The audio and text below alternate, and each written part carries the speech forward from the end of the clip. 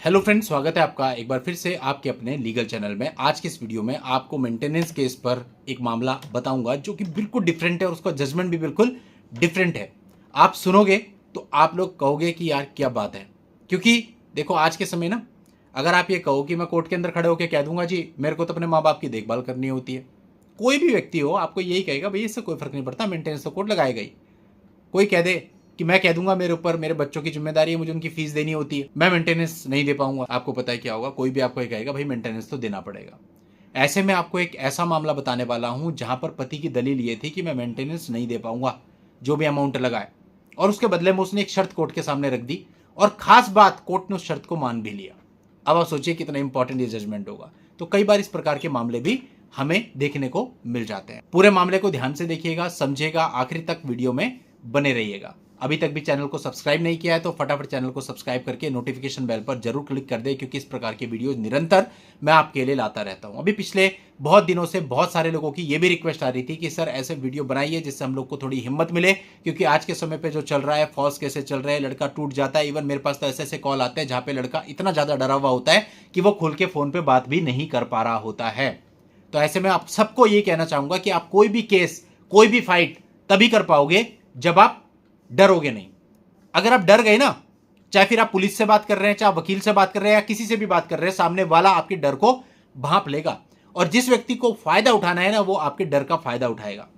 तो ऐसा कभी भी ना करें, और डरने की कोई बात ही नहीं है। मैं मानता हूं कि पहली बार होता है, थोड़ा नर्वस आदमी जरूर होता है, लेकिन अपने आप को संभालो, क्योंकि मैं आपको बता रहा हूं, और आज से नहीं पिछले कई सालों से आपको बता रहा हूं कि इन मामलों में अगर आप सही तरीके से चलते हैं कुछ भी नहीं होता। मेरे पे ऐसे ऐसे मामले आते हैं। एक मामला था, उस मामले में लड़की का भाई मुझे बोलता था इनको तो मैं जेल करा दूंगा। किनको? लड़के को, लड़के के परिवार वालों को। लगा ली उसने एड़ी चोटी की। कैसे जेल करा लेगा? 498 का मामला, उसमें कोई जेल जाता है क्या? लेकिन पता नहीं होता इन लोग को। ऊपर से झूठ खसोट सारा लिखा हुआ था, सारे एविडेंस हमारे पास थे। पहली बार में खड़े खड़े बेल हुई। अब जब बेल हो गई, उसे लगा यार इनकी तो बेल हो गई, अब कुछ हो नहीं रहा, अच्छा चलो अब मैं इन्हें कोर्ट में बुला के हैरेस करूंगा।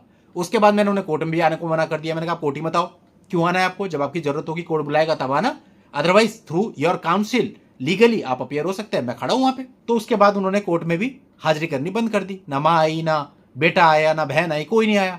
अब वो लड़की वाले आकर के वहां 498 केस में भी खड़े हो जाए। अब उसे लगा यार ये आ भी नहीं रहे, जेल कराना तो बहुत दूर की बात थी। ठीक है, अब मामला कॉम्प्रोमाइज की तरफ बढ़ता है। तो लड़की वाले क्या बोलते हैं, सब हम तो इन्हें जेल करा देते लेकिन हमने तो लिहाज कर लिया। और ये एक मामले की बात नहीं है, ऐसे पता नहीं कितने मामले मेरे पास है जहां जब कुछ होता नहीं है तो बोलते हैं हमने तो लिहाज कर लिया। तो झूठे केसेस में क्या लिहाज कर लिया आपने? झूठे केसेस में कुछ होना ही नहीं है। इसीलिए मैं आपको बता रहा हूं, यदि आपके ऊपर झूठा केस है तो 1% भी डरो मत, होना कुछ भी नहीं है। केवल स्टार्टिंग की थोड़ी सी हैरेसमेंट भी क्या, अगर आप सही गाइडेंस में हो तो जस्ट गाइडेंस लगती है, और कुछ भी नहीं करना होता। सारी आपकी बेल वेल हो जाती है, जिन केसेज में स्टे होने होते हैं स्टे हो जाते हैं, बाकी जो जो होना होता है हर केस में हो जाता है। उसके बाद धाक के 3 पात, इनको कुछ नहीं मिलता, भगते रहते हैं कोर्ट के अंदर, कुछ भी नहीं होता। ठीक है, तो डरने की जरा सी भी बात नहीं है, और थोड़े दिनों के बाद आपके अंदर भी कॉन्फिडेंस आ जाता है, आपको भी पता चल जाता है चीजों को कैसे फाइट करना है। मेंटेनेंस से ऊपर ये कुछ नहीं कर सकते आपका, वो भी हर केस में नहीं, कुछ केसेज में। तो बस इतना ही है, इसलिए सबसे पहले डरना छोड़ दो।